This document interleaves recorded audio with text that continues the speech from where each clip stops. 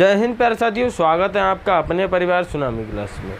प्यारे साथियों, आज हम बात करने वाले हैं डाक विभाग मतलब कि जीडीएस में जो मेरे भाई पोस्ट हैं तो उनमें काम क्या करना होता है, सैलरी क्या मिलती है, छुट्टियां कितनी होती है। तो भाई इन चीज़ों की बात करता हूँ। आपका ये बहुत बड़ा डाउट होता है कि फॉर्म अप्लाई कर रहे हैं, हमारे लिए छुट्टियाँ मिलेंगी भी नहीं मिलेंगी, सैलरी कितनी मिलने वाली है, काम क्या करना होता है। तो एक एक बात मैं चर्चा करने वाला हूँ, वीडियो को अंत तक देखिएगा।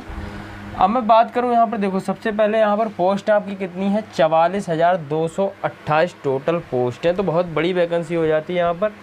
अगर मैं यहाँ पर बात करूँ तो छुट्टी कितनी होती है, सबसे पहले मैं बात करूँ तो काम क्या होता है। देखो भाई काम क्या होता है, सबसे पहले काम देख लो, उसके बाद छुट्टी, उसके बाद सैलरी देख लेंगे, ठीक है। तो काम क्या होता है, देखो यहाँ पर पोस्ट होती है बटी हुई। एक होता है BPM मतलब कि ब्रांच पोस्ट मास्टर, दूसरा होता है असिस्टेंट ब्रांच पोस्ट मास्टर मतलब कि ABPM, ठीक है। फिर होता है डाक सेवक।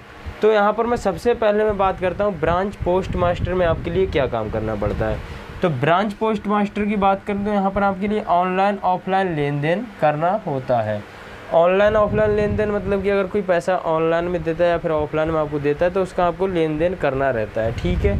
अगले मैं बात करूं यहाँ पर, देखो क्या होता है, डाक उत्पादों और सेवाओं का वितरण करना रहता है। जो डाक विभाग मतलब वहाँ पर बैठेंगे जब पोस्ट ऑफिस, तो वहाँ पर आपके लिए क्या करना होगा, जो सेवाओं का वितरण मतलब कि कोई कागज़ वगैरह है वहाँ पर आपके लिए बेचने होंगे, ठीक है। तो अगले मैं बात करूँ, अगले क्या है, रिकॉर्ड हैंडलाइन डिवाइस मतलब कि रिकॉर्ड हैंडलाइन डिवाइस मतलब कि जो आपका वहाँ का रिकॉर्ड होगा तो वहाँ आपको संभाल के रखना होगा, कहीं ऐसा ना हो कि उधर का उधर हो जाए और इधर का इधर हो जाए, ठीक है। रिकॉर्ड हैंडलाइन डिवाइस का काम करना रहता है, ठीक है। और जो कंप्यूटर वगैरह थोड़ा बहुत काम होता है वो भी इसी में आ जाता है, ठीक। उसके बाद आ जाता है assistant branch post master. Assistant branch post master की बात करूँ तो यहाँ पर आपके लिए क्या करना रहता है, देखो टिकटों एवं स्टेशनरी की बिक्री मतलब कि वहाँ पर जो टिकट वगैरह होंगे वो, और जो स्टेशनरी मतलब कि जो मान सकते हो आपकी पेज वगैरह होते हैं उनकी आपके लिए बिक्री करनी रहती है, ठीक, क्लियर होगा। उसके बाद आ जाता है डाक डिलीवरी मतलब कि जो आपके पास जो पैन कार्ड ATM वगैरह जो आते हैं डाक द्वारा, कोई चिट्ठी वगैरह कुछ आता है तो उसकी डिलीवरी करनी रहती है, ठीक। उसके बाद आता है सरकारी सेवाओं का घर घर प्रचार मतलब कि जो सरकारी सेवाएं होती हैं तो उनका आपको क्या करना होगा, घर घर या फिर गाँव गाँव जाके बताना रहता है, ठीक, समझ गए इतनी बात। उसके बाद आ जाते हैं हम डाक सेवक। डाक सेवक में क्या काम रहता है, देखो भाई डाक सेवक की बात करूँ तो यहाँ पर आपके लिए क्या करना रहेगा, स्टाम्प की बिक्री करनी रहेगी। स्टाम्प मतलब कि जैसे 10 रुपये का स्टाम्प होता है, 20 रुपये का, 100 रुपये का, वो वाले स्टाम्प की बात कर रहा हूँ, स्टाम्प की बिक्री करनी रहेगी। डाक डिलीवरी करनी रहती है, यहाँ पर जैसे डाक डिलीवरी यहाँ पर भी डाक डिलीवरी होगी। और रेलवे मेल सेवाओं ऑफिस में छटाई का काम, ठीक है। जो रेलवे का मेल होता है वहाँ पर आपके लिए ऑफिस में छटाई का काम मतलब कि कोई डॉक्यूमेंट्स वगैरह फाइल वगैरह हैं उनकी छटाई करनी रहती है कि कौन सी फाइल को कहाँ पर सेट करना है, समझ गए। अब आ जाते हैं हम यहाँ पर छुट्टी कितनी होती है, ठीक है। छुट्टी, ये आपका बहुत बड़ा डाउट होता है कि छुट्टी भैया कितनी होती है। तो मैं छुट्टी आपके लिए बता दूँ, देखो पेड लीव, अगर मैं यहाँ पर आपके लिए पेड लीव की बात करूँ, साल में आपके लिए कितने दिन मिलते हैं, साल में आपके लिए 20 डे की छुट्टी मिलती है, ठीक है। 365 दिन की बात हो रही है यहाँ पर, आप लोग समझ लीजिएगा, ठीक है। 365 दिन एक साल में, ठीक है। कितनी छुट्टी मिलती है, 20 डे की छुट्टी मिलती है, ठीक। मतलब कि 20 दिन आपके लिए छुट्टी मिलेगी और बाकी दिन आपके लिए काम करना रहता है, ठीक है, समझ गए होगे। उसके बाद मैं बात करूँ इमरजेंसी लीव क्या होता है। इमरजेंसी लीव आप लोग कितने 5 दिन की छुट्टी ले सकते हैं, 5 डे की छुट्टी ले सकते हैं। इसमें क्या रहेगा कि इसमें आपका कोई वेतन नहीं कटेगा। अगर आप इमरजेंसी लीव लेते हैं तो यहाँ पर आपके लिए वेतन कोई भी नहीं कटेगा, ठीक है। वेतन आपका नहीं कटने वाला, ना तो यहाँ पर वेतन कटेगा, ठीक है, समझ गए इतनी बात, कोई दिक्कत नहीं होगी। अब अगले मैं बात करूँ यहाँ पर विदाउट पे लीव।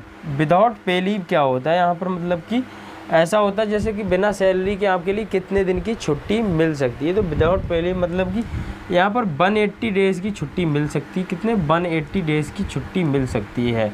बट यहाँ पर आपके लिए केवल मेल कैंडिडेट के लिए होता है यहाँ पर, या फिर फीमेल कैंडिडेट की भी होता है, ठीक है। दोनों कैंडिडेट के लिए अप्लाई होता है ये चीज़, और बाकी सब भी अप्लाई होता है, ठीक है। ए भी अप्लाई होता है। अभी मैं फीमेल क्यों बताया, क्योंकि नीचे भी कुछ है तो उसमें आप लोग डाउट ना रहे।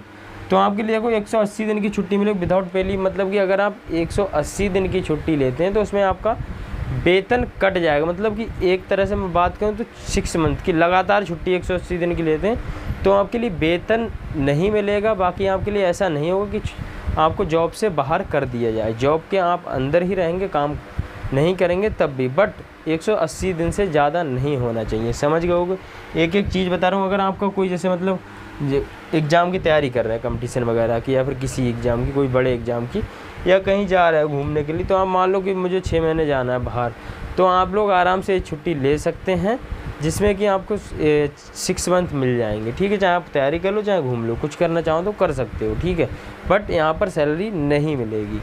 समझ गए इतनी बात।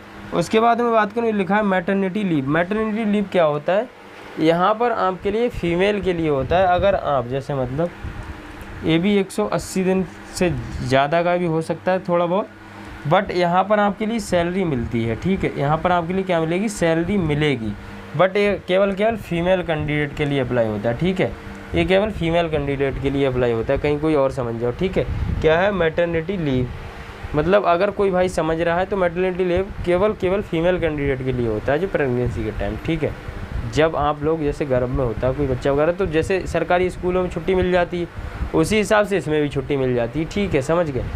अब अगले में बात कर लेता हूँ कैश लीव। यहाँ पर क्या होता है, देखो कैश लीव यहाँ पर अलाउ नहीं होता है। ठीक है, यहाँ पर कैश लीव अलाउ नहीं होता है, यहाँ डाक विभाग कैश लीव अलाउ नहीं करता है।